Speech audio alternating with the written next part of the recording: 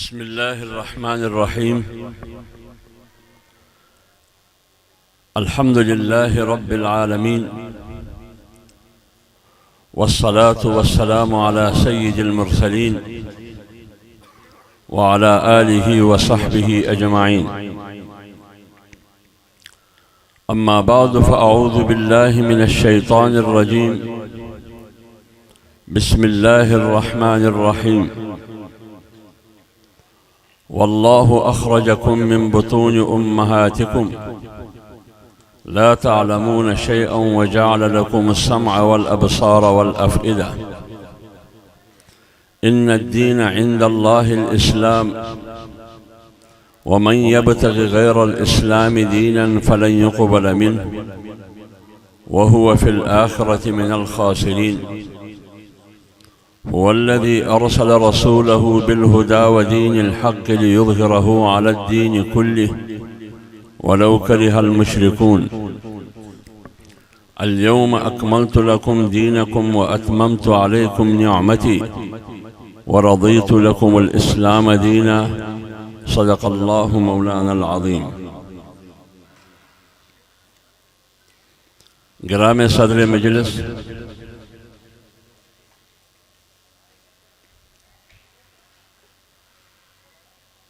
حضرت مولانا فضل الرحمن درخواست صاحب دامت برکاتہم العالیہ، جمعیت علماء اسلام ضلع رحیم یارخان کے امیر حضرت مولانا خلیل الرحمن درخواستی صاحب، سٹیج پر تشریف فرما اکابر علماء کرام، میں سب سے پہلے آپ حضرات کا تہہ دل سے مشکور ہوں کہ آج کے اس پروقار تقریب ختم بخاری میں مجھ ناچیز کو شرکت کی دعوت دے کر حوصلہ افزائی کی، عزت بخشی۔ دعا ہے اللہ تعالی ادارے کی خدمات اور آپ حضرات کی سیاسی، تعلیمی اور تصوف کے میدان میں جو خدمات ہے، اللہ تعالیٰ اپنے دربار میں قبول فرمائے۔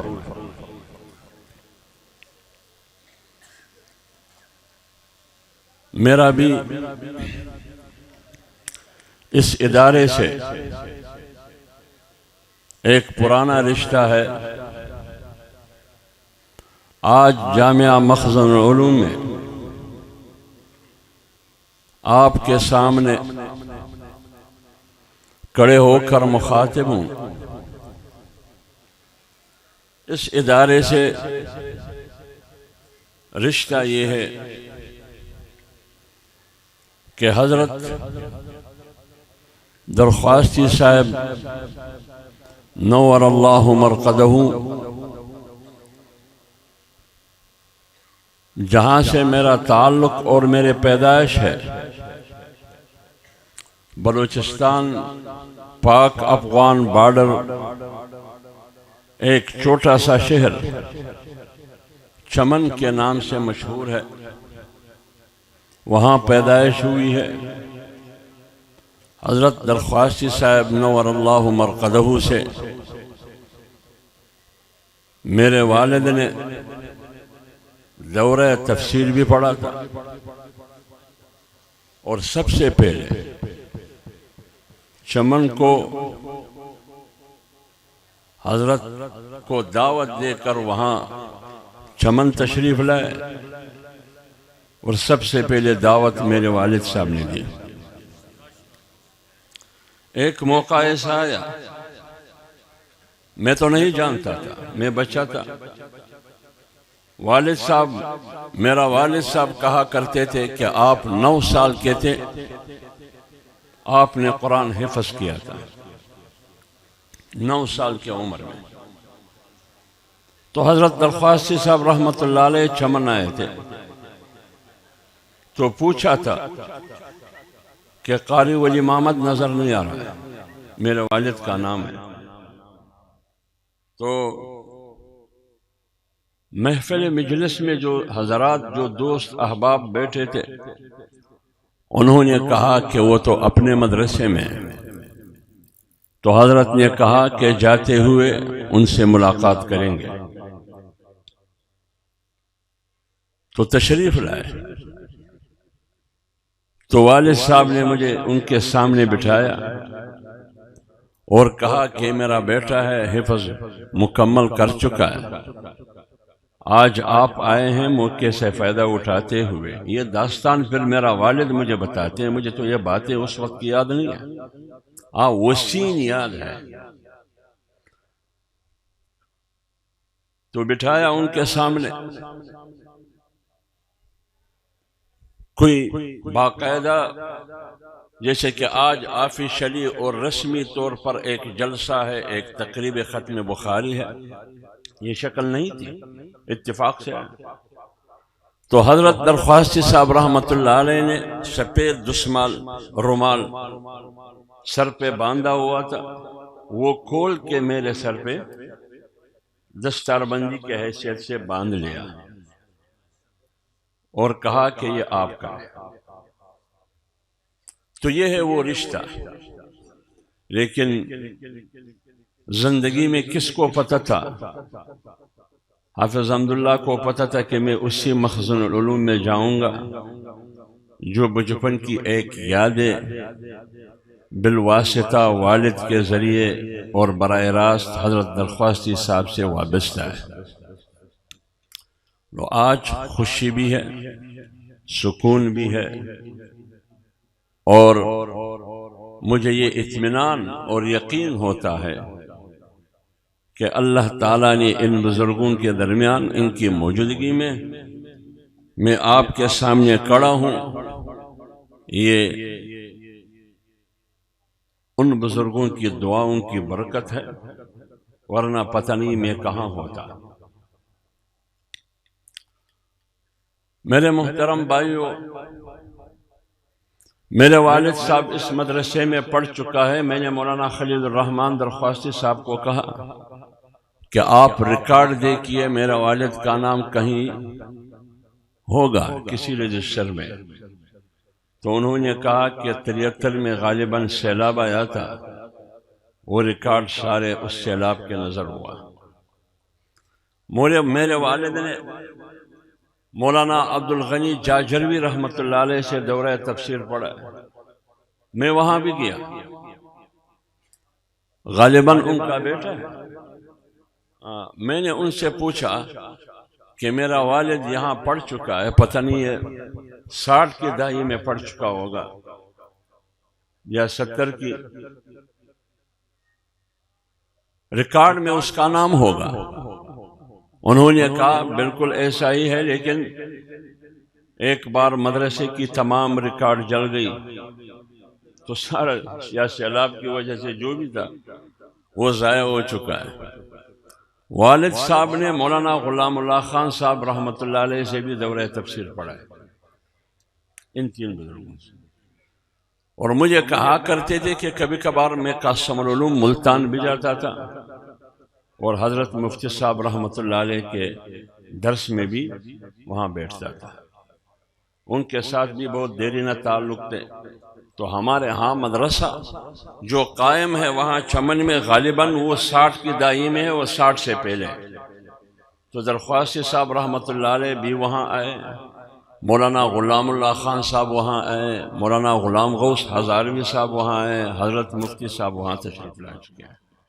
تو یہ وہ واسطہ ہے، وہ رشتہ ہے۔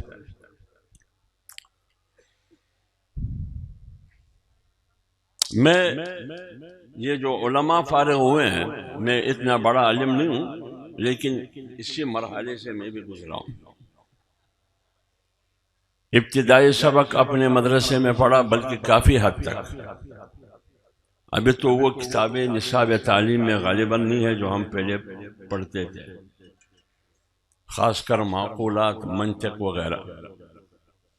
ابھی تو میرے خیال میں منطق میں اساغوجی، اصول المنطق، شرح تہذیب، مرقات، قطبی، ہم اساغوجی پڑھتے تھے، اس کے بعد قال اقول، میر اساغوجی، بدیع المیزان، شرح تہذیب، قطبی، سلم، کندیہ، ملا حسن، مرزا قطبی، ملا جلال، مرزائد، قاضی حمداللہ، یہ ہم پڑھتے تھے۔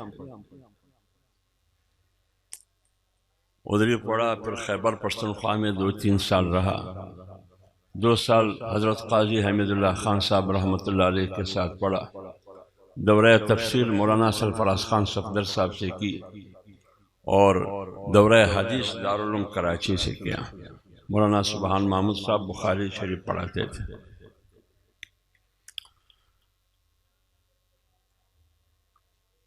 علم ایک بہت بڑی طاقت اور قوت ہے۔ علماء بیٹھے ہیں، باتیں بڑی ہیں لیکن میرا منہ چھوٹا ہے۔ علم بہت بڑی قوت ہے اور جہالت بہت بڑی کمزوری ہے، لیکن اس کمزوری کا خاتمہ اور ازالہ نہ دولت سے ممکن ہے، نہ بادشاہت سے ممکن ہے، نہ حکومت سے ممکن ہے، نہ کسی اور طاقت سے ممکن ہے کہ آپ معاشرے سے بے وقوفی اور جہالت کو ختم کریں گے۔ دولت کے ذریعے، سرمایہ کے ذریعے، یا حکومت یا دیگر طاقت کے ذریعے، یہ نہیں ہو سکتا۔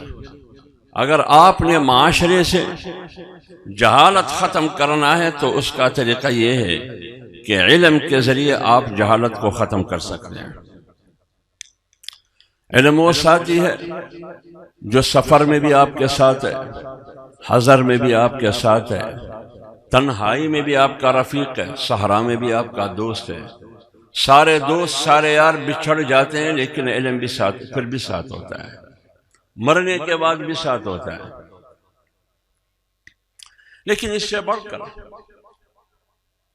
مجھ سے پہلے بات کی گئی کہ جناب رسول اللہ صلی اللہ علیہ وآلہ وسلم کی بعثت کا مقصد انا بعثت لاتمم مکارم الاخلاق، سیرت اور کردار بنانا۔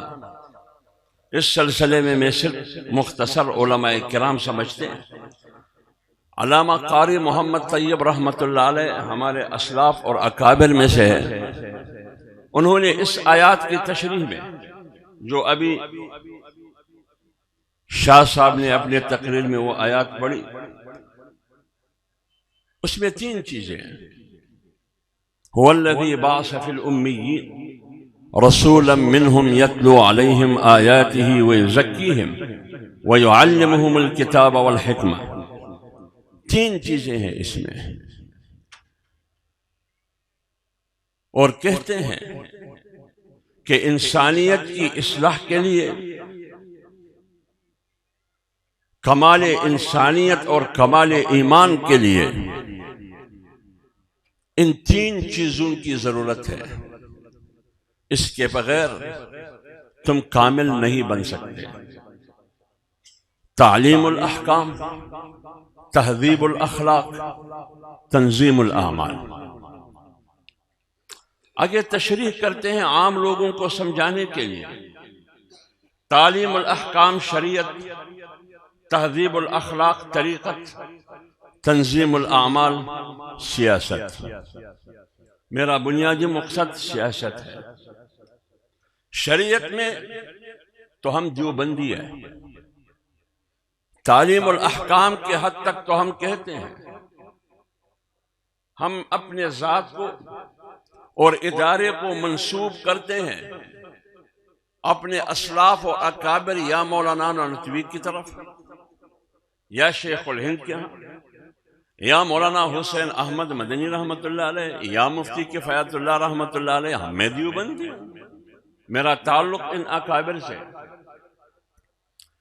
تعلیم الاحکام اور شریعت کے میدان میں اتفاق کرتا ہوں میں دیوبندی ہوں، تہذیب الاخلاق کے شعبے میں بھی میں دیوبندی ہوں، تہذیب الاخلاق ویزکیہم، تزکیہ نفس، طریقت تصوف، سیرت اور کردار، اس میں بھی میں دیوبندی ہوں۔ علماء آپ سنیے بھائی، ادھر سنیے، موبائل رکھے۔ طریقت اور تصوف، تزکیہ، تہذیب الاخلاق، یہاں تک ہم دیوبندی ہیں، کیونکہ ہم تصوف کے بھی قائل ہیں، طریقت کے قائل ہیں، اور تعلیم الاحکام شریعت کے بھی قائل ہیں۔ لیکن جب سیاست کی بات آتی ہے، میں سیاسی مولوی نہیں ہوں، میں سیاسی مولوی نہیں ہوں، یہ وقت کی ضیاع ہے۔ سیاست وہ علماء کرتے ہیں جن کے پاس علم نہیں ہے، لیکن جامعہ مخزن العلوم جیسے مرکز میں بیٹھ کر یہ مقصد سینے میں رکھ کر اور یہ کہے کہ میں سیاسی مولوی نہیں ہوں، پھر آپ دیوبندی بھی نہیں ہیں، پھر تم دیوبندی بھی نہیں ہو، تم جھوٹ بولتے ہو۔ اگر آپ دیوبندی ہے واقعی تو دیوبند نے تو ہمیں یہ 3 اصول بتائے، دیوبند نے ہمیں یہ 3 اصول بتائے کہ اگر آپ کامل انسان بننا چاہتے ہیں تو کامل انسان بننے کے لیے موالید ثلاثہ اور اصول ثلاثہ ہے: شریعت، طریقت، سیاست، تعلیم الاحکام، تہذیب الاخلاق، تنظیم الاعمال۔ شریعت راستے کا نام ہے، طریقت اس قوت کا نام ہے جو آپ کو راستے پر چلنے کے لیے طاقت اور قوت دیتی ہے، جیسے گاڑی کی انجن، اور سیاست اس عمل، اس مبارزے اور اس جدوجہد کا نام ہے جو ہر طاغوت کے خلاف آپ کو مجبور کرتے ہیں اس کے خلاف علم بغاوت اٹھانا۔ کیوں؟ شریعت کے راستے میں نفس بھی کڑا ہے، شریعت کے راستے میں شیطان بھی ہے، شریعت کے راستے میں میرا بھائی بھی ہے، شریعت کے راستے میں وڈیرا، چودھری، سرمایہ دار، صنعتکار، جاگیردار بھی ہے، شریعت کے راستے میں مجھے شریعت پر عمل کرنے نہیں دیتا، اسلامی نظام نفاذ کے لیے میرے راستے میں رکاوٹ ہے، نظام اور طاغوت اور بین الاقوامی اسٹیبلشمنٹ بھی ہے۔ لہٰذا ان رکاوٹوں کو دور کرنے کے لیے جو جدوجہد تم کرتے ہو اس کو کہتے ہیں سیاست۔ اگر ایک طرف جناب رسول اللہ صلی اللہ علیہ وآلہ وسلم کی بعثت اور نبوت کا مقصد یہ ہے کہ انا بعثت لاتمم مکارم الاخلاق انک لعلی خلق عظیم، اگر ایک طرف ان کی بعثت کا مقصد یہ ہے تو اللہ تعالیٰ نے قرآن میں 3 مقامات پر ان کی رسالت اور بعثت کے مقصد بتایا ہے، سورۃ التوبہ میں، سورۃ الصف میں اور سورۃ الفتح میں۔ هو الذی ارسل رسولہ بالہدی ودین الحق لیظہرہ علی الدین کلہ، آپ نے دین کو تمام ادیان باطلہ پر غالب کرنا ہوگا۔ دین غلبے کے لیے آیا ہے، دین اس مقصد کے لیے نہیں ہے کہ وہ مغلوب ہو، دین غلبے کے لیے آیا ہے، لہذا لیظہرہ علی الدین کلہ۔ تم نے جدوجہد کرنی ہے، آپ کی رسالت کا ایک ہدف یہ ہے کہ دین غالب ہو تمام ادیان باطلہ۔ میں آج اس مرکز میں کھڑے ہو کے آپ سب کو گواہ بناتا ہوں، خدا کے سامنے کھڑے ہو کے کہتا ہوں کہ اس مرکز نے ان 3 شعبوں کو زندہ بھی رکھا ہے اور آباد بھی رکھا ہے۔ کیسے تم کہتے ہیں؟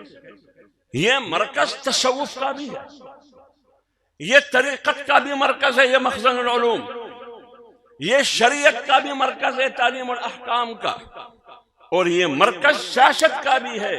حضرت مولانا درخواستی صاحب رحمت اللہ علیہ کی تاریخ پڑھے، اس کا حقیقت پڑھے، اس کی پس منظر پڑھے، یہ ان کی اولاد ہے، ان کو یہ کیا۔ تصوف کے بھی قائل ہے، تعلیم الاحکام کا شعبہ بھی زندہ رکھا ہے، تہذیب الاخلاق، طریقت اور تصوف کا شعبہ بھی انہوں نے زندہ رکھا ہے، اور اپنے والد کے نقش قدم پر جاتے ہوئے جمعیت علماء اسلام کی پلیٹ فارم سے سیاست کا شعبہ بھی زندہ رکھا ہے۔ اور اگر ایک طرف مدرسے کا تعلق اس لحاظ سے کہ تم منسوب کرتے ہو دارالعلوم دیوبند کو کہ میری مدرسے کی نسب کہاں سے ملتی ہے؟ دارالعلوم دیوبند سے۔ مولانا فضل الرحمان درخواستی صاحب کی نسبت کہاں سے ملتی ہے؟ شیخ الہند اور قاسم نانوتوی اور حسین احمد مدنی سے۔ ایسا ہی ہے یا نہیں ہے؟ ایسا ہی ہے۔ یہ آپ کہتے ہو تو پھر شیخ الہند دارالعلوم دیوبند کا طالب علم تھا، اور اسی شیخ الہند نے اسی دارالعلوم دیوبند کا فاضل تھا۔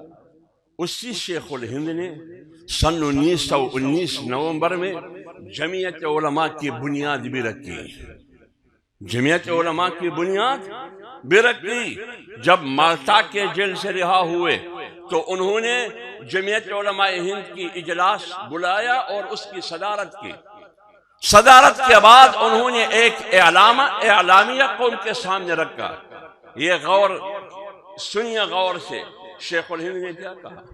شیخ الہند نے بہت سی باتیں کی اس اعلامیے میں، لیکن اس میں ایک اعلامیہ صرف علماء کے لیے تھا۔ اعلامیے کا ایک نقطہ صرف علماء کے لیے تھا، وہ یہ کہ جو علماء یہ سمجھ کے بیٹھے ہیں کہ دین وہ ہے جو میں حجرے میں پڑھاتا ہوں، یہ دین ہے، یعنی وہ دین کو محدود کرتے ہیں مسجد، منبر اور محراب تک، بس یہی دین ہے، درس و تدریس تک بس یہی دین ہے، حجرے تک یہی دین ہے۔ تو انہوں نے کہا یہی مولوی اسلام کے ماتھے پر سیا دبا ہے، یہ سیا ٹکا ہے اسلام کے ماتھے پر۔ کیا مطلب ہے اس کا؟ اس کا مطلب کیا ہے؟ اس کا مطلب یہ ہے کہ لا يحب اللہ الجہر بالسوء من القول الا من ظلم۔ ہمیں شریعت اور دین اسلام کی ہدایت یہ ہے کہ جتنا بھی انسان کے عیوب پر پردہ رکھ سکتے ہیں پردہ رکھو، لیکن ظالم کے خلاف کسی قسم کی پردے کی اجازت نہیں ہے۔ اس کو ننگا کرو دنیا میں، اس کو دنیا میں ننگا کرو کہ یہ ظالم ہے۔ اور یہ جنگ، یہ جدوجہد، یہ ہمیں ورثے میں ملا ہے۔ ہم ایجنٹ ہیں، مولوی ایجنٹ ہے، لیکن کس کا ایجنٹ ہے؟ موسیٰ کا ایجنٹ ہے۔ کس کا ایجنٹ ہے؟ یہ جناب رسول اللہ صلی اللہ علیہ وآلہ وسلم کا ایجنٹ علماء ہند ہے۔ موسیٰ علیہ السلام نے فرعون کے سامنے ہاتھ باندھ کے سلوٹ کیا۔ فرعون تو اس زمانے کا انٹرنیشنل اسٹیبلشمنٹ تھا۔ آج کا امریکہ، آج کا فرعون، وہ اس زمانے کا امریکہ تھا فرعون۔ لیکن موسیٰ علیہ السلام نے کبھی بھی ان کے سامنے سلوٹ کر کے سر نہیں جھکایا، بلکہ سر اٹھا کے سینہ تان کے ان کے خلاف لڑا۔ جناب رسول اللہ صلی اللہ علیہ وسلم نے نہیں کہا کہ عمر فاروق میرے زمانے کا موسیٰ ہے، عمر فاروق میرے زمانے کا موسیٰ ہے، ابو ذر غفاری میرے زمانے کا عیسیٰ ہے۔ تو میرے زمانے کا موسیٰ کا کیا مطلب؟ جیسے موسیٰ فرعون کے خلاف لڑ رہا تھا، ایک روب، ایک دبدبا تھا، اسی طرح عمر فاروق رضی اللہ تعالیٰ عنہ کی شان و شوکت ہے۔ وہاں بھی دو نظریے اور دو افکار سامنے تھے۔ ایک طرف فرعون کی طاقت تھی، دولت کی طاقت، قومیت کی طاقت، حکومت کی طاقت۔ دوسری طرف موسیٰ علیہ السلام کی بے بسی تھی، افرادی قوت نہیں ہے، وسائل نہیں ہے، دولت نہیں ہے، حکومت نہیں ہے، قوم کی پشت پناہی نہیں ہے، تنہا ہے۔ لیکن کس کے خلاف لڑ رہا ہے؟ فرعون کے خلاف۔ اور شیخ احمد سرہنگی مجدد الفسانی، آپ تاریخ پڑھیے، وہ کس کے خلاف لڑ رہا تھا؟ اکبر جلال الدین مغل کے خلاف لڑ رہا تھا۔ وہ اکبر جلال الدین بہت وسیع اور عریض، بہت بڑے جغرافیے پر ان کی حکومت تھی، وہ لڑ رہا تھا۔ جب انہوں نے اعلان کیا دین الہی کے مقابلے میں دین اکبری کا، دین اکبری کے نام سے ایک نیا دین ایجاد کیا۔ اس زمانے کے دو مشہور علماء تھے، علماء کو معلوم ہے، ذرا غور سے سنیے مولوی صاحب، آپ فیصلہ کریں کہ تم نے مجدد کی صف کا سپاہی بن کے کردار ادا کرنا ہوگا یا تم ابو الفضل اور ملا فیضی کی فہرست میں شامل ہو کے ایک سرکاری اور درباری مولوی کا کردار ادا کرنا ہوگا۔ یہ فیصلہ آپ کا ہے۔ ابو الفضل اور ملا فیضی کیسے علماء تھے؟ کیسے علماء تھے وہ؟ ایک نے تفسیر لکھی ہے ان حروف سے، ان حروف تہجی سے جس میں نقطہ نہیں ہے، جیسے الف، دال، را، طا، صاد، اس میں نقطہ نہیں ہے۔ ان حروف سے قرآن کی تفسیر لکھی ہے۔ ایک بار کتاب کا مطالعہ کرتا وہ پوری کتاب یاد ہو جاتی، اور وہ دوسرا 2 بار مطالعہ کر کے وہ کتاب یاد ہو جاتا، حفظ ہو جاتا۔ یہ کہاں کرے تھے یہ 2 مولوی؟ یہ 2 مولوی اکبر کے ساتھ کرے تھے، اکبر کے دین کے ساتھ کرے تھے، لیکن مجدد الفسانی کس کے؟ اس کے خلاف کرے تھے۔ علماء گئے ان کے پاس کہ مولوی صاحب یہ کیا کر رہے ہو تم؟ آپ اکبر جیسے طاقت کے سامنے لڑ رہے ہو، حکومت ہے ان کے پاس، فوج ہے ان کے پاس، دولت اور سرمایہ، کیسے لڑ سکتے ہو تم؟ لڑاؤ۔ آپ نے یہ کردار ادا کرنا ہوگا۔ اگر آپ نے مفتی عبدالقوی اور طاہر اشرفی کا کردار ادا کرنا ہے، پھر آپ کو آپ کی زندگی مبارک۔ یہ اس زمانے کے فیضی بھی نہیں ہے، اس کے پاس تو علم بھی نہیں، اس کو تو سورہ فاتحہ کا ترجمہ پڑھنا بھی نہیں آتا ہے۔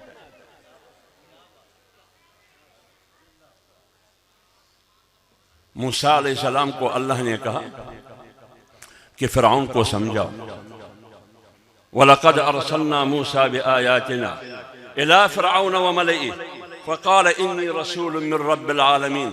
فرعون کو کہو کہ میں جو کچھ کہہ رہا ہوں، میں جو کچھ ہوں خود نہیں ہوں، رب کی طرف سے ہوں، رب کی طرف سے ہوں، میں خود نہیں ہوں۔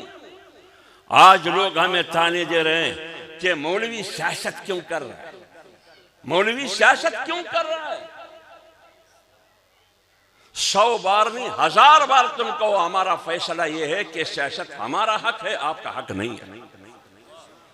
قوم کی قیادت میرا حق ہے، آپ کا حق نہیں ہے۔ آپ کی سب سے بڑی خیانت اور بڑی غداری یہ ہے کہ تم سیاست کی تعبیر منافقت سے کرتے ہو، تم سیاست کی تعبیر جھوٹ سے کرتے ہو، تم سیاست کی تعبیر فراڈ اور دھوکے سے کرتے ہو۔ تم نے جب سیاست کی لفظ سے اتنی بڑی غداری اور خیانت کی، تم آگے لوگوں کو سیاست کے ذریعے کیا سمجھائیں گے اور کیا دیں گے آپ؟ کیا سکھائیں گے آپ؟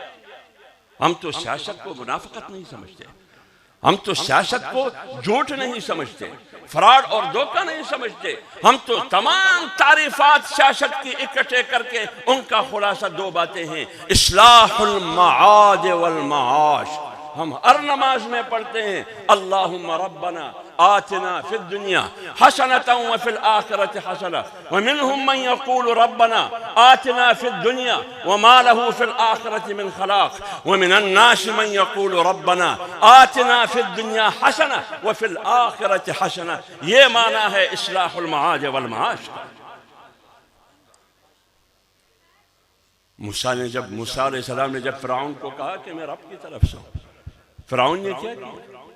فرعون نے ایک قومی کانفرنس بلایا۔ آج کی زبان کی بات کرتا ہوں، آج کی سیاسی زبان کی۔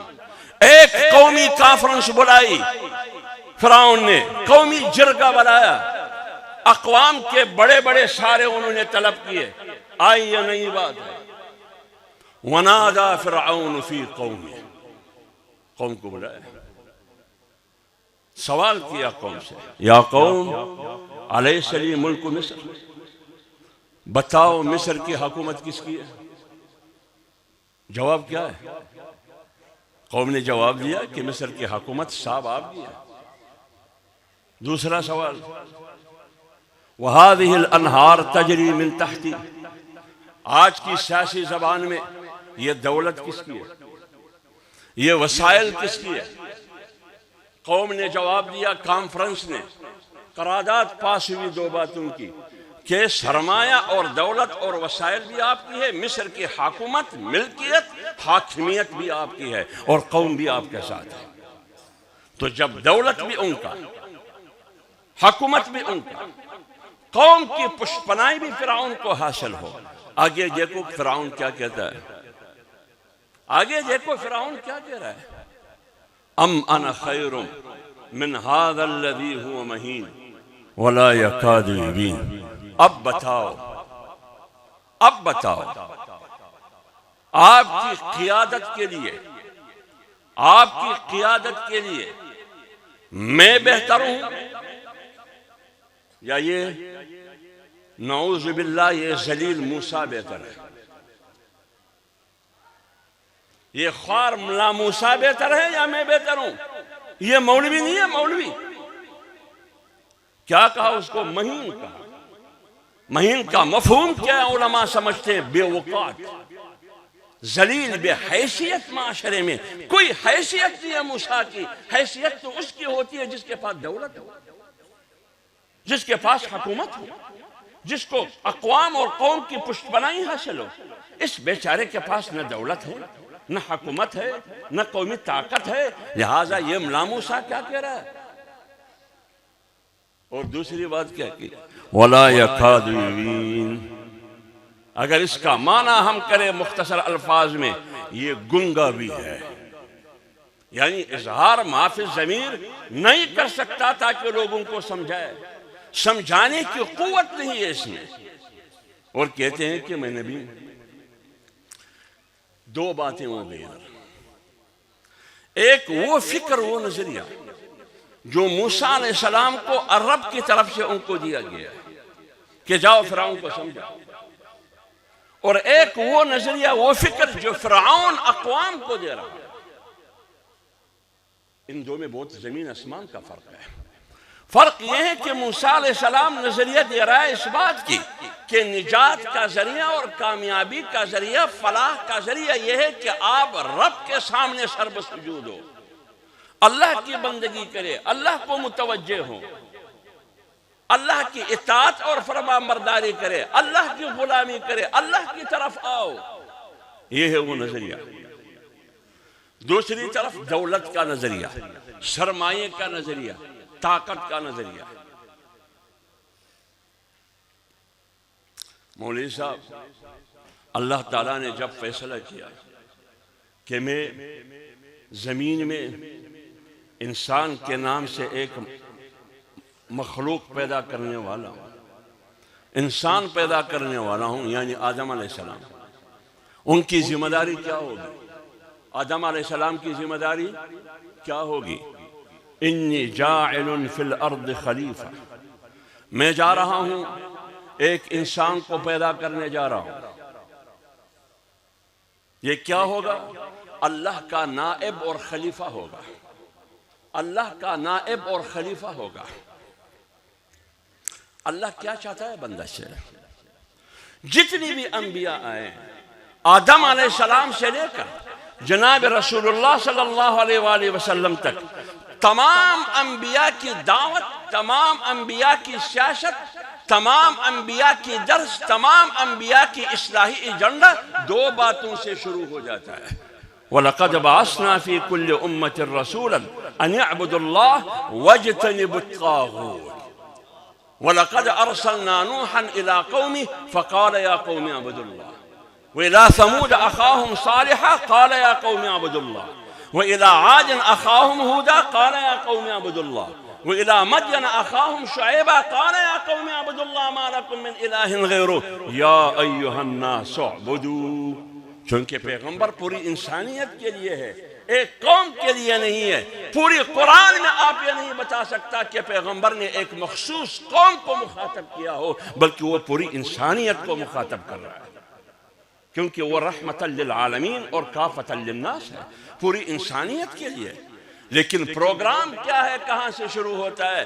اللہ کی عبادت، اللہ کی غلامی، اللہ کی بندگی، اللہ کے سامنے سر جھکانا، اور طاغوت کے خلاف، شیطان کے خلاف انسان کا بنایا ہوا طاغوتی ظالمانہ استبدادی نظام کے خلاف، ظالم حکمران کے خلاف، ظلم اور جبر کے خلاف آواز اٹھانا، علم بلند اٹھانا، اپنے آپ کو محفوظ رکھنا، قوم کو محفوظ رکھنا، خاندان کو محفوظ رکھنا، معاشرے کو محفوظ رکھنا، ریاست کو محفوظ رکھنا۔ اب طاغوت کیا ہے؟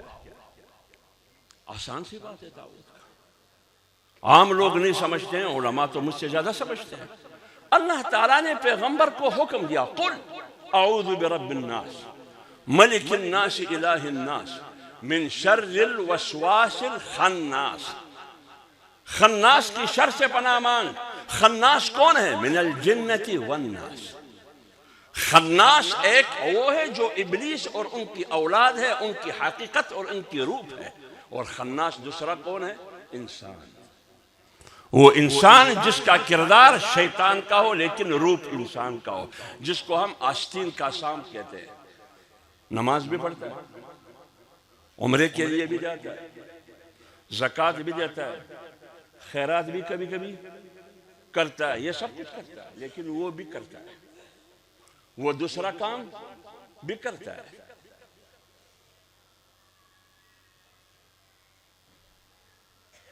تو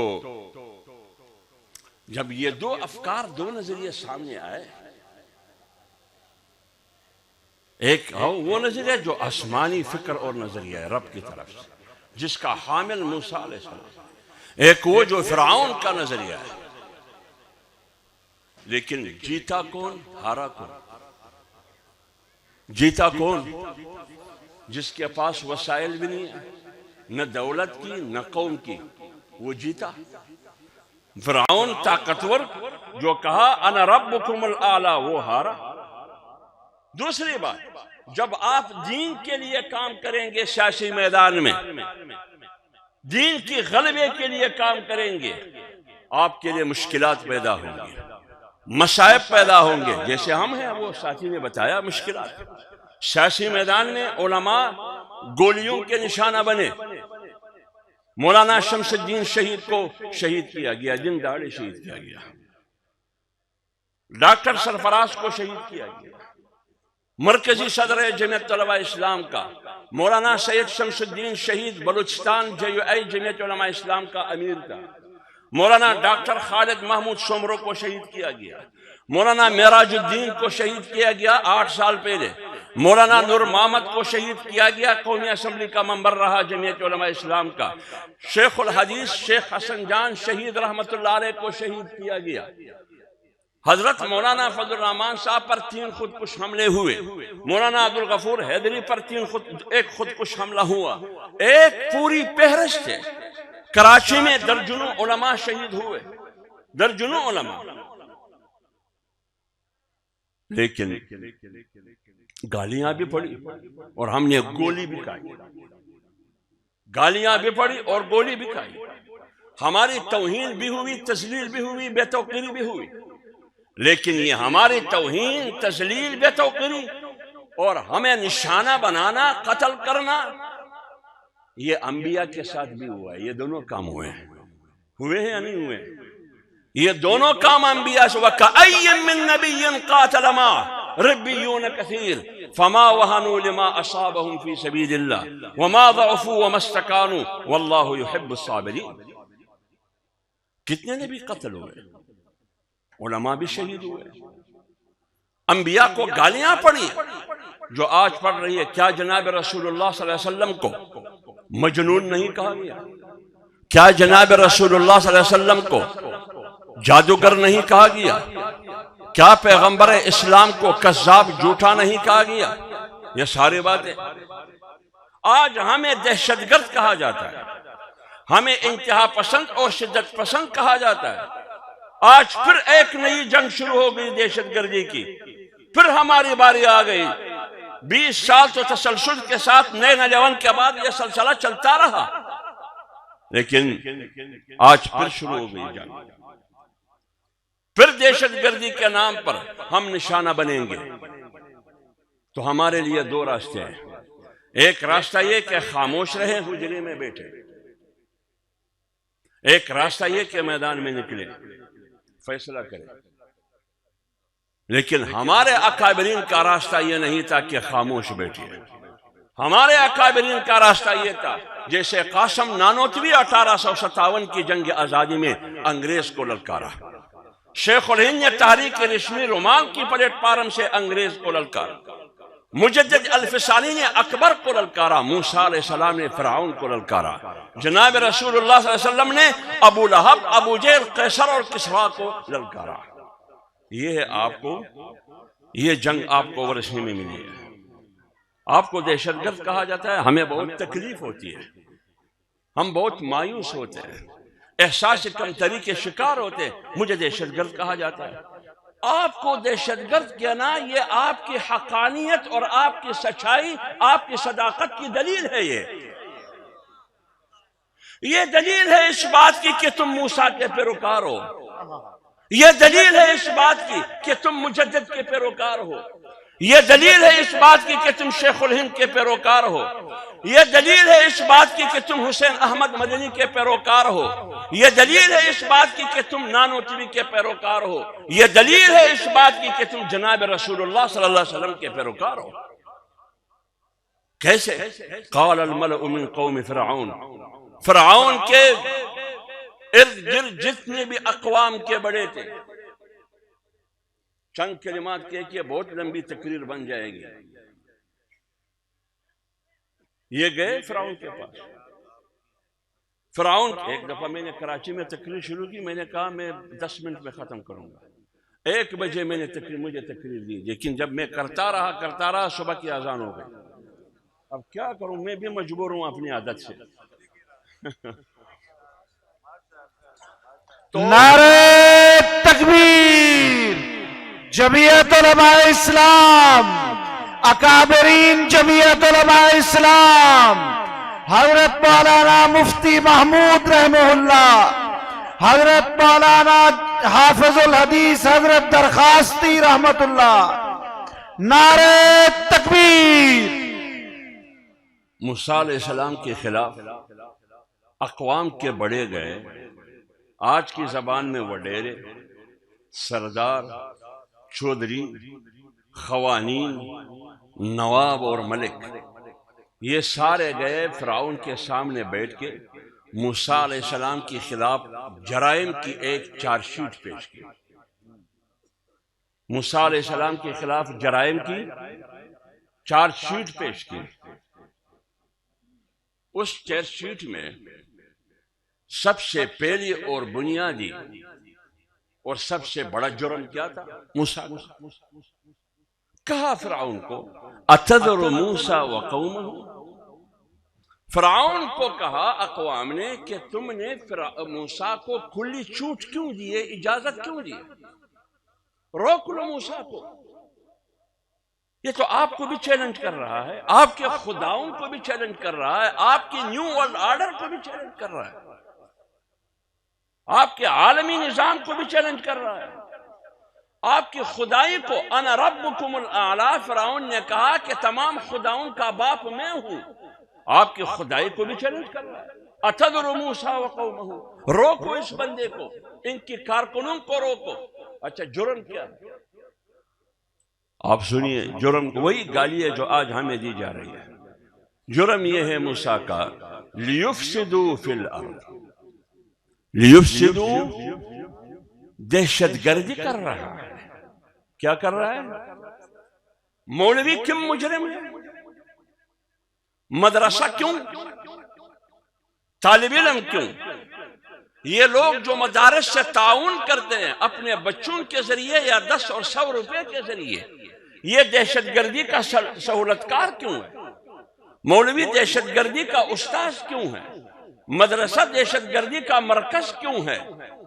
یہ دینی تعلیم اسلام یہ دہشت گردی اور انتہا پسندی کا سبب کیوں ہے؟ یہی کیوں فرعون کے سامنے بھی تھا۔ فرعون کو کہا کہ موسیٰ کو روکو۔ جرم کیا ہے؟ لیفسدوا فی الارض، یہ زمین میں فساد پھیلا رہے ہیں، یہ دہشت گردی کر رہا ہے۔ وَيَذَرَكَ، آپ کو بھی نہیں مانتے، آپ کو نہیں مانتے، وآلہت آپ کے خداؤں کو بھی نہیں مانتے۔ جیسے آج کے فرعون کے ارد گرد اقوام متحدہ جنرل اسمبلی اکٹھے ہو کے کہ دنیا میں فساد کا مرکز مدرسہ ہے اور اس فساد کے پیچھے مولوی ہے اور اس فساد کا میٹیریل سامان چلتا پھرتا اسلحہ طالب علم ہے، اس کا سہولت کار یہ عام مسلمان قوم ہے۔ علاج کیا ہوگا؟ امریکہ نے فیصلہ کیا کہ دہشت گردوں کا علاج مارنا، یہی فیصلہ ہے یا نہیں؟ تو فرعون نے کیا کہا؟ قال فرعون ذرونی اقتل موسیٰ۔ جب یہ زمین میں فساد پھیلا رہے ہیں، نہ کسی عدالت کی ضرورت ہے، نہ کسی قاضی اور جج کی ضرورت ہے، نہ کسی دعوے اور مدعے کی ضرورت ہے، کسی قسم کی سنوائی کی ضرورت نہیں ہے، اقتل موسیٰ، اس کو مار ڈالو، مجھے اجازت دو کہ میں ماروں اس کو۔ کیوں بھائی؟ کیوں؟ انا فوقہم قاہرون، یہ دلیل ہے کیوں؟ میں آپ پر سوار ہوں، میں حاکم ہوں اور میں طاقتور ہوں۔ فوقہم قاہرون، آج کا فرعون بھی یہی کہہ رہا ہے، آج کا سپر پاور بھی یہی کہہ رہا ہے، اپنے آپ کو سپر پاور کہتے ہیں۔ آگے کیا کہا فرعون نے؟ وَلْيَدْعُ رَبَّهُ، اس لیے اس کا قتل کرنا ضروری ہے، اس کا مارنا اس لیے ضروری ہے۔ وَلْيَدْعُ رَبَّهُ، آئے روز کہتے ہیں رب رب رب کی بندگی کرو، رب کی عبادت کرو، رب کی، یہ کیا ماجرا ہے رب کی عبادت کرو؟ وَلْيَدْعُ رَبَّهُ، اور اس دعوت کے پیچھے اس کا اصل ایجنڈا کیا ہے موسیٰ کا؟ انی اخاف ان یبدل دینکم، یہ پیچھے پڑا ہے کہ آپ کی دین کو تبدیل کرے، یہ انقلاب لانا چاہتے ہیں، یہ تبدیلی لانا چاہتے ہیں۔ عمران خان کی تبدیلی نہیں، اس گوزمار کی تبدیلی نہیں۔ فرعون نے کہا کہ مجھے ڈر ہے یہ تبدیلی اور انقلاب لانا چاہتے ہیں، ان کو پتہ تھا۔ او ان یظہر فی الارض الفساد، یا زمین میں فساد پھیلاتے ہیں، اس لیے ضروری ہے اقتل، اس کا مارنا ضروری ہے۔ لیکن ایک عام آدمی تھا جس نے اپنے ایمان کو چھپایا تھا فرعون کے ڈر سے، تھا مومن لیکن چھپایا تھا، لیکن جب دیکھا کہ فرعون نے مارنے کا فیصلہ کیا تو انہوں نے کھڑے ہو کے کیا کہا؟ قال رجل مؤمن من آل فرعون، آل فرعون میں سے ایک مرد حر کھڑا ہوا، یکتم ایمانہ، جو اپنے ایمان کو خفیہ رکھا تھا، کیا کہا؟ اتقتلون رجلا ان یقول ربی اللہ، تم اس بنیاد پر موسیٰ کو مارتے ہو اور قتل کرتے ہو کہ وہ کہتے ہیں کہ میرا رب اللہ ہے؟ یہ جرم ہے اس کا، آپ کو بھی اسی جرم میں مارتے ہیں، آپ کو بھی اسی جرم میں مارتے ہیں، آپ کو بھی اسی بنیاد پر دہشت گرد کہا جاتا ہے، انتہا پسند اور شدت پسند کہا جاتا ہے۔ لیکن ہمارا فیصلہ کیا ہوگا مولوی صاحب؟ ہمارا فیصلہ کیا ہوگا؟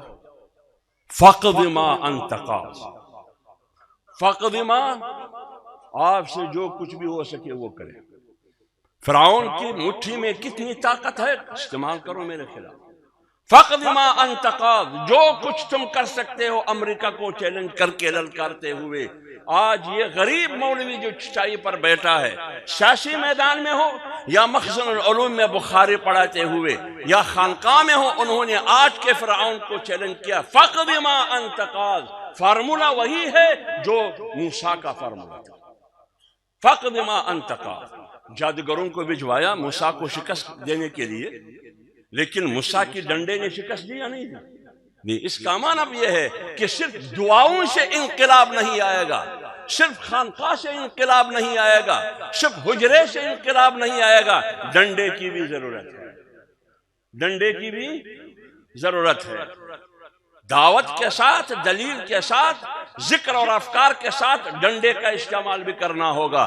من رآ منکرا فلیغیر بیدی فمن لم یستطع فبلسانی ومن لم یستطع فبقلبی، اگر آپ کی بازو میں طاقت ہو یعنی قوت نافذہ ہو تو ہاتھ سے برائی کو روکو، اگر ہاتھ سے نہیں روک سکتے زبان تو چلا سکتے ہو، زبان تو چلا سکتے، چلاؤ زبان کو۔ موسیٰ کا کردار ادا کرو، چلاؤ زبان کو، اپنے پیغمبر کا کردار ادا کرو، چلاؤ زبان کو، مجدد کا کردار ادا کرو، چلاؤ زبان کو، قاسم نانوتوی اور شیخ الہند کا کردار ادا کرو، چلاؤ زبان کو، مدنی اور مفتی محمود رحمت اللہ علیہ کا کردار ادا کرو، چلاؤ زبان کو، درخواستی صاحب رحمت اللہ علیہ کا کردار ادا کرو، چلاؤ زبان کو، فضل الرحمان کا کردار ادا کرو۔ یہ آپ کی ذمہ داری ہے۔ نعرہ تکبیر! قائد ملت اسلامیہ حضرت مولانا فضل الرحمان۔ میں یہ نوجوان مولوی نہیں ہے جو بیٹھے ہیں یہاں، ان کے خیال میں یہ ہے کہ بس کام ختم ہوا، بس بخاری ہو گئی، کام ماشاءاللہ بخاری ہو گئی، بس ہمارا جینا مرنا بخاری کے ساتھ ہوگا۔ نہیں، ہم پشتوں میں بخاری کو تندور کو کہتے ہیں۔ نہیں نہیں نہیں نہیں، پارٹی تو ابھی شروع ہوئی، آپ کا امتحان تو اب شروع ہوا، اب دیکھتے ہیں کہ تم کیا کرتے ہو، کس کا کردار ادا کر رہے ہو، مفتی قوی کا یا طاہر اشرفی کا یا مولانا فضل الرحمان کا۔ اب دیکھتے ہیں آپ کو، آپ ابو الفضل اور فیضی کا کردار ادا کر رہے ہو یا مجدد کا، دیکھتے ہیں آپ کو۔ لیکن جب انہوں نے کہا یہ تو دہشت گردی پھیلا رہے ہیں، آج ہمیں دہشت گرد کہا جا رہا ہے یا نہیں کہا جا رہا ہے یا نہیں کہا جا رہا؟ گالیاں بھی پڑ رہی ہیں، علماء کو شہید کیا جا رہا ہے، دینی مدارس کے خلاف سازشیں ہو رہی ہے، دینی اسلام کے خلاف سازشیں ہو رہی ہے، حکمران بھی اس میں شامل ہے، ریاست اور حکومت دونوں شامل ہے اس میں، ریاست اور حکومت دونوں شامل ہے اس میں۔ اور کس کے لیے مہرے کا کردار اور چھیلے کا کردار ادا کر رہا ہے؟ کس کے لیے؟ امریکہ کے لیے، بین الاقوامی عالمی طاقتوں کے لیے، اس کے لیے۔ جب یہ مشکلات ہے، یہ مصائب ہے، یہ نشیب و فراز ہے، اللہ تعالیٰ نے جناب رسول اللہ صلی اللہ علیہ وسلم کو مخاطب کر کے کیا کہا؟ میں دیکھتا ہوں یہ لوگ جو آپ کو گالی دیتے ہیں، طائف کے گلیوں میں پتھر سے آپ کا استقبال کرتے ہیں، آپ کی قتل کے منصوبے بنائے جا رہے ہیں، یہ سب کچھ ہو رہا ہے، اور اس کی رد عمل اور ریاکشن میں آپ کا دل تنگ ہوتا جا رہا ہے، آپ جذباتی ہوتے جا رہے ہیں، لیکن ابھی تک خاموش ہے، آپ نے کچھ نہیں کیا۔ مجھے پتہ ہے آپ کے اندر کی دل کا جو کچھ بھی ہے آپ کے دل میں۔ وَلَقَدْ نَعْلَمُ أَنَّكَ يَضِيقُ صَدْرُكَ بِمَا يَقُولُونَ، یہ لوگ جو کچھ آپ کو کہتے ہیں، آپ کی تذلیل، بے توقیری، توہین کرتے ہیں، مجھے پتہ ہے کہ آپ کے دل پر کیا گزر رہی ہے۔ وَلَقَدْ نَعْلَمُ أَنَّكَ يَضِيقُ صَدْرُكَ بِمَا يَقُولُونَ لیکن وَاصْبِرْ عَلَى مَا يَقُولُونَ وَاهْجُرْهُمْ هَجْرًا جَمِيلًا فَسَبِّحْ بِحَمْدِ رَبِّكَ وَكُن مِّنَ السَّاجِدِينَ وَاعْبُدْ رَبَّكَ حَتَّى يَأْتِيَكَ الْيَقِينُ۔ یا ایھا المدثر، بیٹھنے کا وقت نہیں ہے، قم فانذر وَرَبَّكَ فَكَبِّرْ وَثِيَابَكَ فَطَهِّرْ وَالرُّجْزَ فَاهْجُرْ وَلَا تَمْنُن تَسْتَكْثِرْ۔ دونوں باتیں ہیں، لِيُظْهِرَهُ عَلَى الدِّينِ كُلِّهِ، یہ بات بھی ہے اور تزکیے کی بات بھی ہے۔ قم فانذر وَرَبَّكَ فَكَبِّرْ وَثِيَابَكَ فَطَهِّرْ، یہ ہے تعبیر سیرت، اخلاق اور کردار کا۔ وَالرُّجْزَ فَاهْجُرْ، یہ ہے مولوی صاحب آپ کی ذمہ داری۔ علم اتنی بڑی قوت ہے، حضرت عمر فاروق رضی اللہ تعالیٰ عنہ نے جب اپنے سفیر کو کسرا ایران کے پاس بھیجا، اس زمانے میں دو سپر پاور تھے، ایک کسرا، ایک قیصر روم، تو کسرا ایران نے کیا پوچھا ان سے کہ یہ عمر کیسا آدمی ہے، یہ عمر کیسا آدمی ہے؟ انہوں نے جواب میں کہا، عمر لا یخدع ولا یخدع، عمر کسی کو دھوکہ بھی نہیں دیتا اور عمر دھوکہ بھی نہیں کھاتا۔ لا یخدع ولا یخدع، عمر کسی کو دھوکہ نہیں دیتا اور دھوکہ کھاتا بھی نہیں ہے، کوئی ان کو دھوکہ نہیں دے سکتا۔ اس زمانے کا سپر پاور ہے، جیسے آج امریکہ اپنے آپ کو کہتے ہیں، سفیر ہے عمر فاروق، اور سوال کون کر رہا ہے؟ شاہ ایران، کسرا ایران کر رہا ہے۔ آج یہ دنیا پر ان کی حکومت ہے، ایک ظالم ایک جابر بن کے بیٹھا ہے۔ تو جواب میں کیا کہا؟ کہتے ہیں معلوم یہ ہو رہا ہے کہ یہ دھوکہ کسی کو نہیں دے رہا، یہ دھوکہ کسی کو نہیں دے رہا۔ اس سے ثابت یہ ہوتا ہے کہ یہ بہت بڑا عالم ہے، یہ بہت بڑا عالم ہے۔ عالم فراڈی نہیں ہوتا، عالم دھوکہ باز نہیں ہوتا۔ اور دوسری بات، جب آپ نے کہا کہ ولا یخدع، دھوکہ بھی نہیں کہتا، اس کا مطلب یہ ہے کہ عقل کی دولت بھی ہے ان کے پاس، عقل مند بھی ہے۔ اور آگے کیا کہا؟ اور آگے کہا کہ جس انسان کے پاس علم اور عقل کی دولت ہو وہ لا محالہ پوری دنیا پر حکومت کرے گا، لا محالہ۔ اور پھر حضرت عمر فاروق نے 22 لاکھ مربع زمین پر حکومت کی۔ اور ایک بات اور، علماء بیٹھے ہیں، آپ سنیے، مولوی صاحب آپ سنیے، امام شافعی رحمۃ اللہ علیہ کا مسلک ہے، کتا جب برتن میں منہ ڈالتا ہے ایک بار سے صاف نہیں ہوتا، ایک بار دھونے سے کتنے بار دھونا پڑتا ہے امام شافعی صاحب کے مطابق؟ 7 بار، 7 بار دھونا پڑتا ہے، اور ایک بار مٹی سے ملنا پڑتا ہے۔ اس سے ثابت یہ ہوتا ہے کہ کتا غلیظ ہے، ناپاک ہے۔ ایک بار دھونے سے صاف نہیں ہوتا، 2 بار سے نہیں، 3 بار سے نہیں، 7 بار دھونے سے صاف ہوتا ہے، اور 7 مٹی ملنے سے۔ لیکن وہی کتا ہے، جب اس کتے کو آپ علم اور ہنر شکار کرنے کے سکھاتے ہو، پھر وہ شکاری کتا بن جاتا ہے، اور اسی شکاری کتے کو شکار کے پیچھے چھوڑتے ہیں، خرگوش کو اپنے منہ کے نیچے آ کے چیر پاڑ کرتے ہیں۔ پھر بتاؤ مسئلہ کیا ہے؟ شکار پاک ہے یا ناپاک ہے؟ پاک۔ یہ کیوں؟ پرسوں کتا غلیظ اور ناپاک، آج کتے کا شکار شدہ خرگوش پاک۔ یہ کیوں؟ کیونکہ پرسوں علم نہیں تھا، آج علم ہے۔ پرسوں علم نہیں تھا، آج پرسوں کتا عالم نہیں تھا، آج عالم ہے۔ تو جب کتے کو ایک ہنر، ایک کمال، ایک علم نے کتے کو کہاں سے کہاں تک پہنچا دیا، تو پھر آپ بتاؤ علم آپ کو کہاں سے کہاں تک پہنچائیں گے؟ اور علم وہ معیار ہے میرے بھائی، علم وہ معیار ہے۔ جب اللہ تعالیٰ نے فیصلہ کیا کہ میں نے آدم علیہ السلام کو، میں انسان کو پیدا کرنے جا رہا ہوں، جو کہ آدم علیہ السلام تھا، انی جاعل فی الارض خلیفہ، فرشتوں نے سوال اٹھایا انسان کیوں؟ انسان کیوں ہم نہیں؟ فرشتے نے کہا کیوں ہم نہیں؟ ہم میں سے کسی کو نائب اور خلیفہ بناؤ۔ کیوں آپ میں قابلیت کیا ہے؟ نحن نسبح بحمدک ونقدس لک، ہم وقت آپ کی تحمید، آپ کی تقدیس، آپ کی حمد، آپ کی تعریف کرتے ہیں روزمرہ دن رات، ہم وقت۔ ہمیں کیوں خلیفہ نہیں بناتے؟ ہمارا انتخاب کیوں نہیں ہوتا؟ آپ نے انسان کا انتخاب کیوں کیا؟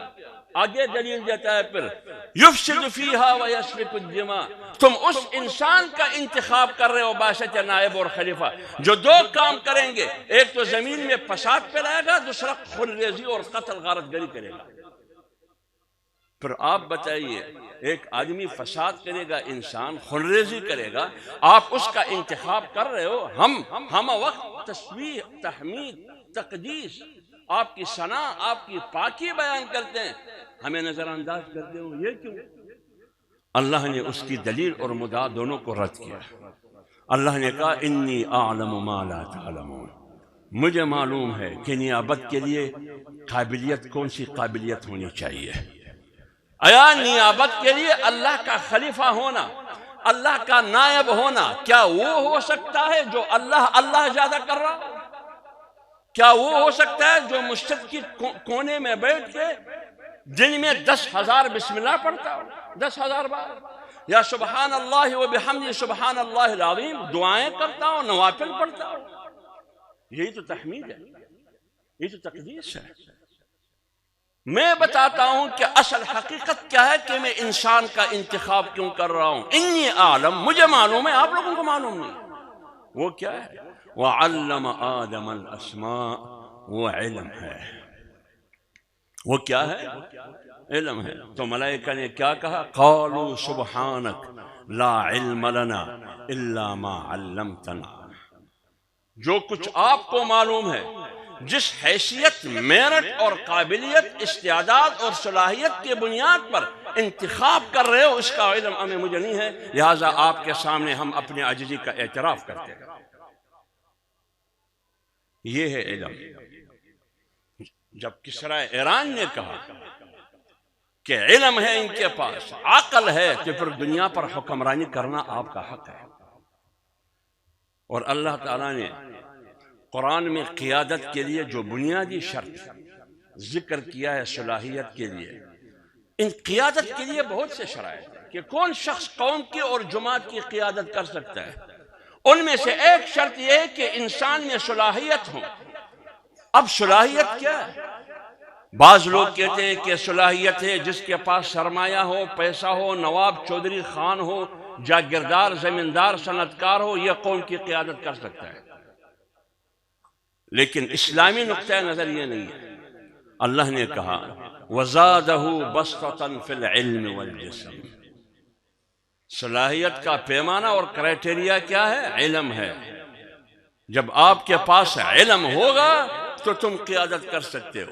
جناب رسول اللہ صلی اللہ علیہ وسلم کو کیا کہا گیا نبوت کے بعد؟ اقرأ، پڑھو، بسم ربک الذی خلق، خلق الانسان من علق، اقرأ وربک الاکرم الذی علم بالقلم، علم الانسان ما لم يعلم۔ اگر دولت ضروری ہوتی تو پیغمبر کو کہتا کہ دولت کی ڈھیر بناؤ۔ اگر چودھری بننا ضروری ہوتا نبوت کے لیے تو ایک چودھری وہاں ابو لہب بھی تھا اور ایک چودھری وہاں ابو جہل بھی تھے۔ اگر حکومت معیار ہوتا تو قیصر بھی تھا اور کسریٰ بھی تھا۔ اس لیے میرے بھائیوں، علماء کرام، آپ کی ذمہ داری صرف اور صرف یہ نہیں کہ آپ اپنے زندگی کو درس تک محدود رکھیں، اپنے زندگی کو خانقاہ تک محدود رکھیں، بل آپ نے اس جامعہ مخزن العلوم کو دیکھتے ہوئے اس کی اکابرین حضرت درخواستی صاحب رحمۃ اللہ علیہ، آگے جا کے موسیٰ علیہ السلام اور رسول اللہ صلی اللہ علیہ وسلم، اس کا لاج رکھتے ہوئے آپ نے شریعت، طریقت اور سیاست، تعلیم الاحکام، تہذیب الاخلاق، تنظیم الاعمال، اس کو آباد رکھنا ہوگا، جیسے کہ مخزن العلوم نے زندہ بھی رکھا ہے اور آباد بھی رکھا ہے۔ ایک طرف تعلیم الاحکام بھی ہے، دوسری طرف طریقت، تصوف، تہذیب الاخلاق بھی ہے، اور سیاسی میدان میں ظلم کے خلاف بغاوت کا درس آگاہ بھی ہے۔ یہ ہے آپ کی ذمہ داری۔ وما علینا الا البلاغ۔